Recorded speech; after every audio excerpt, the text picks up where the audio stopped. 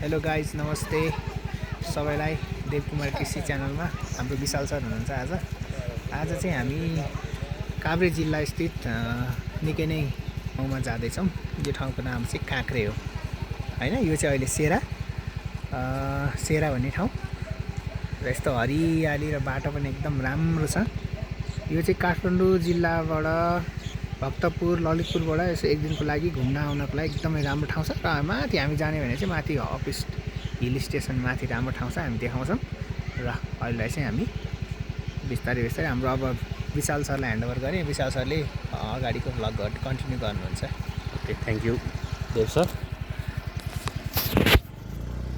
Pause गर्दै ए pause भएन छ किन पज गर्दै ल अब हाम्रो हरियालीहरू देखाउँ। अर्कै जाँदो रहेछ कि अर्कै जाँदो रहेछ। यो हल्लिँदैन विशाल सर, स्टेबिलिटी राम्रो छ।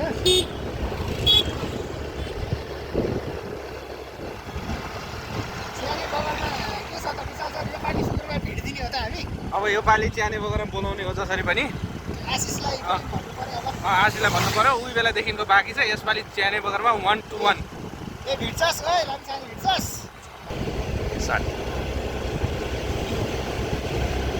समय कति पनि बज्यो सर पनि भन्छु है। अहिले 6 बजेर 43 मिनट भएछ। 6:43 भयो।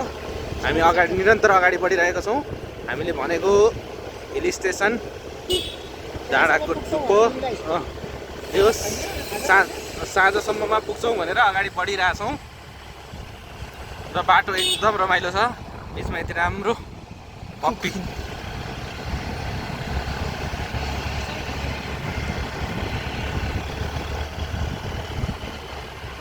त्यति गरेर मजाले फर्किँदै घर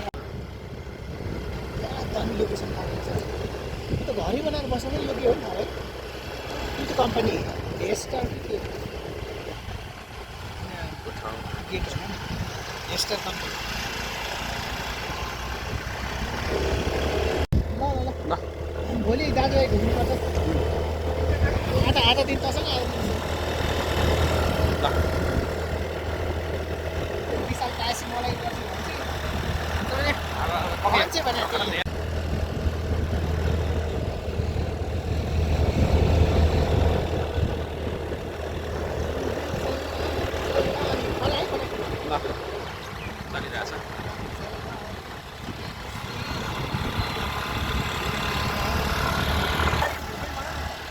सबै कभर छ त अगाडि बढाएको। ये गाउँ है साहब, यहाँ दिल लगाने का जरुरत नहीं भन्ने एउटा हामी चाहिँ अफिस सुरु भयो। फाइनल्ली 15 मिनट्सको राइड पछाडि हामी हाम्रो डेस्टिनेसनमा आइसकेका छौँ। यो चाहिँ कहाँ भन्नुहुन्छ भने यो ठाउँलाई चाहिँ भन्छ काँक्रेको काशी भन्ज्याङ है, काभ्रे जिल्लामा स्थित। यो चाहिँ कुन गाविस पर्छ भन्नुहुन्छ भने यो चाहिँ उग्रचण्डी गाविस होला है।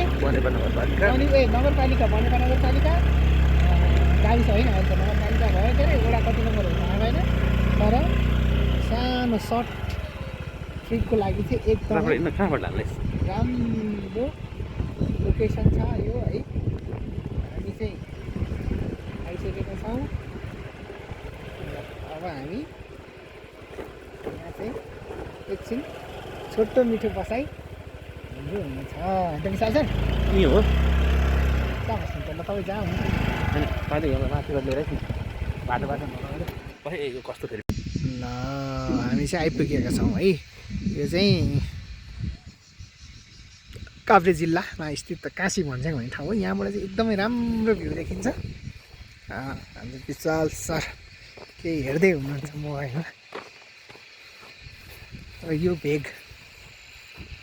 भेग चाहिँ 5 खालतिरको भेग हो है। यो यहाँ देखिने भ्यू उता परसम्म देखिएका भ्यूहरू चाहिँ यो 5 खालतिरका हुन्। र यो ठाउँ यता यस्ता डाँडा छन्, बाटो यस्तरी भएको छ। र यो ठाउँ यताबाट हामी गयौँ भने चाहिँ अनेकट पनि पुग्न सक्छौँ। त्यो टावर अनेकट टावर गएको पनि विशाल सरको र मेरो छुट्टै मेमोरी छ होइन विशाल सर। ल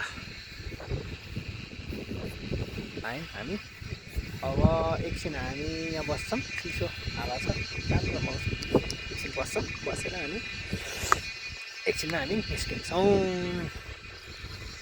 ल विशाल सर